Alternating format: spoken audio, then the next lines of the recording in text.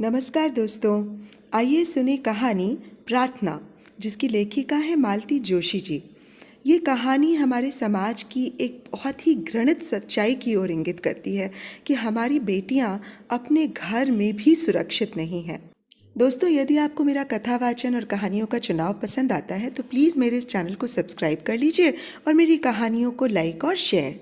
तो आइए सुने कहानी प्रार्थना। ललिता दत्तचित्त होकर पति को खाना परोस रही थी कि एकाएक जैसे भूचाल आ गया। पहले तो दाल की कटोरी उछली, फिर पानी का गिलास लुढ़का। थाली भी झनझना कर नीचे गिरने को ही थी कि उसने थाम लिया और सहमे स्वर में पूछा, क्या हुआ? पति एकदम उठकर खड़े हो गए और उनकी आंखों से अंगार बरस रहे थे। उसकी समझ में नहीं आ रहा था कि दाल में नमक ज़्यादा हो गया था कि चावल में कंकड़ निकल आया था या फिर कोई बाल वाल। तभी उनकी गर्जना सुनाई दी, तुम्हें क्या लगता है खाना खिलाकर मुझ पर बहुत एहसान कर रही हो तुम? मैंने क्या किया है? आईने में शक्ल देखो अपनी, तब पता चलेगा। आदमी थका मांदा घर आता है तो क्या ऐसी मनहूस शक्ल देखने के लिए? देखते ही सारी भूख प्यास गायब हो जाती है। तुम्ही लोगों के लिए 4 पैसे कमाने के लिए दिन भर दौड़ धूप करता हूँ और उसका ये सिला मिलता है। पति की गर्जन तर्जन सुनते हुए उसने बर्तन सिंक में रखे, टेबल साफ की, फर्श पर पोछा लगाया और फिर हाथ पोंछते हुए विनम्र स्वर में पूछा, कुछ और बना दूँ? कोई ज़रूरत नहीं है, कल से मैं होटल में खाकर आया करूँगा। यहाँ तो घर में पाँव देने का मन नहीं होता है। कोई ऐसी खुशी की बात भी तो नहीं हुई है कि मैं चहकती रहूँ? उसने दबे स्वर में ही सही पर 2 टूक बात कह दी। बस उसी एक बात को लेकर बैठी हो, रात दिन 24 घंटे एक ही माला जप रही हो। आप भूल रहे हैं उस बात को? कोशिश तो कर ही सकता हूँ, पर तुम तो वो भी नहीं कर रही हो। आखिर चाहती क्या हो? क्या अपने भाई को पुलिस में दे दूं? उसका करियर चौपट कर दूं? अपने माँ बाप को दुख की खाई में ढकेल दूं? सारे खानदान के नाम पर कालिक पोत दूं? आखिर तुम चाहती क्या हो? वो कुछ नहीं बोली, चुपचाप से सकती रही। उसके इस तरह रोने से गिरिजा शंकर का पारा और चढ़ गया। और मान लो मेरे भाई को फांसी हो जाएगी तो उससे क्या तुम्हारी बिटिया फिर से पवित्र हो जाएगी?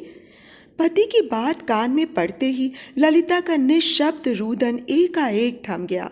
वो तन कर खड़ी हो गई और उसने तड़प कर कहा, आपने अभी क्या कहा? जरा फिर से तो कहिए। क्यों, तुम्हारे दिमाग के साथ साथ तुम्हारे कान भी सुन्न हो गए हैं क्या? न मेरा दिमाग सुन्न हुआ है और न मेरे कान सुन्न हुए हैं। मैं सिर्फ आपकी बात दोबारा सुनना चाहती हूँ। गिरजा शंकर थोड़ा सक पकाए, पर पत्नी के सामने अपना संकोच जाहिर नहीं करना चाहते थे, इसलिए बोले, अगर मेरे भाई को कालकोठरी हो जाएगी तो तुम्हारी बेटी का पावित्र्य फिर से लौट आएगा क्या? मतलब आप ये मानते हैं कि मेरी बेटी अपवित्र हो गई है? अब वो नन्ही सी जान अपने तन मन पर घाव लिए गुमसुम सी कोठरी में बंद है।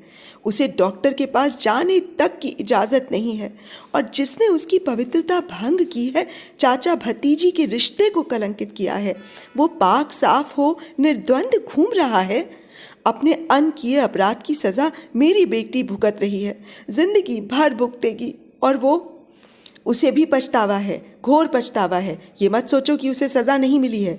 जूतों से पीटा है मैंने उसे, मार मार कर अधमरा कर दिया था। इंजीनियर लड़का चुपचाप पिटता रहा, कान पकड़ कर माफ़ी मांगता रहा। अब तो हो गई है गलती, लड़कपन में हो जाती है कई बार, पर उसके लिए उसकी ज़िंदगी तो तबाह नहीं कर सकता ना मैं। ज़िंदगी तो मेरी बेटी की तबाह हुई है और उस पर सितम ये कि हम किसी से कुछ कह भी नहीं सकते, डॉक्टर के पास भी नहीं जा सकते। खबरदार जो डॉक्टर का नाम लिया, ये बात अगर घर से बाहर गई तो दोनों माँ बेटी को मैं जिंदा गाड़ दूंगा, याद रखो। ललिता फटी फटी आंखों से अपने पति को देखती रह गई। उसे विश्वास नहीं हो रहा था कि वो वही व्यक्ति है जो कभी उस पर जान छिड़कता था, जिसने अनन्या को अपने हाथों में झुलाया था। कुछ देर के लिए कमरे में सन्नाटा छा गया। उस सन्नाटे में कहीं से दबी घुटी सिसकियों की आवाज़ सुनाई दी। ललिता दौड़कर भीतर गई। बिस्तर पर औंधे मुंह पड़ी अनन्या रो रही थी। माँ को देखते ही उससे लिपट गई। ऐसे कांप रही थी जैसे उसने कोई बुरा सपना देखा हो। गिरजा शंकर कब दरवाजे पर आकर खड़े हो गए, उन दोनों को पता ही नहीं चला। वे दहाड़े, ये लड़की दिन रात तुम्हारे सर पर सवार रहती है, इसीलिए तुम्हारा दिमाग कुंद होता जा रहा है। इसे कल से स्कूल भेजो। स्कूल? हाँ, परीक्षा नज़दीक आ रही है, कितने दिन घर में बिठा कर रखोगी? अनु, तुम कल से स्कूल जाओगी, समझी? तुम स्कूल नहीं गई तो मैं तुम्हारी मम्मी को गोली मार दूंगा। भयभीत हिरणी की तरह अनन्या ने पिता की ओर देखा और फिर माँ की छाती में दुबक गई। रात भर माँ बेटी इसी तरह एक दूसरे से लिपटी रहीं।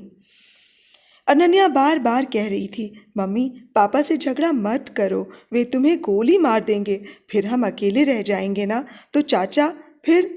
मम्मी, चाचा से डर लगता है। बेचारी लड़की, वो डर अब भी उसके मन में समाया हुआ है, शायद जिंदगी भर रहेगा। रात आंखों में ही कटी थी। सुबह थोड़ी झपकी लगी थी तो उठने में देर हो गई। अनन्या ने ही उसे जगाया, कहा, मम्मी मेरा टिफिन लगा दो। उसने आँख खोलकर देखा, अनन्या स्कूल यूनिफॉर्म पहनकर तैयार खड़ी थी। पिता की धमकी ने नन्ही बच्ची को डरा दिया था। गिरिजा शंकर खुद बिटिया को लेकर स्कूल चले गए। ललिता दरवाजे पर मूर्तिवत खड़ी रही। किसी अशुभ की आशंका से उसका मन कांप कांप जाता था। बार बार सोच रही थी, क्या उसे स्कूल भेजना ठीक था, पर मना करने का कोई सवाल ही नहीं था। पति लौटे तब भी वो दरवाजे पर ही खड़ी थी। वे बोले, अभी कुछ नाश्ता बना लो, मैं लंच के लिए घर आऊँगा, आते हुए अन्नू को ले आऊँगा। उसने यथावत नाश्ता बनाया, पति को खिलाया। डर भी रही थी कि इस तरह गुमसुम रहने पर फिर डांट पड़ेगी, पर शायद वे जल्दी में थे, कुछ बोले नहीं।